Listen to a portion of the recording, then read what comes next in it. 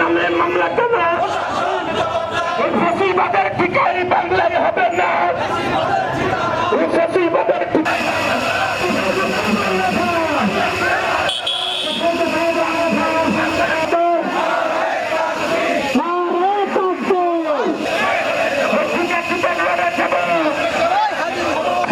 ঠিকানা এই বাংলায় হবে না। কেন মিথ্যা মামলা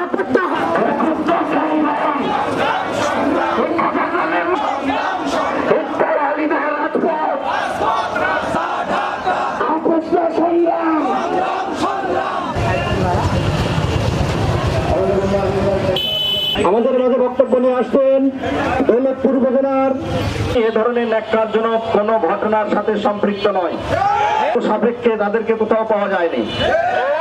এই জন্য এটাও আপনারা জানেন, খাজা আহমেদ ফিলিপনগর কেসকে উদ্ধার করা।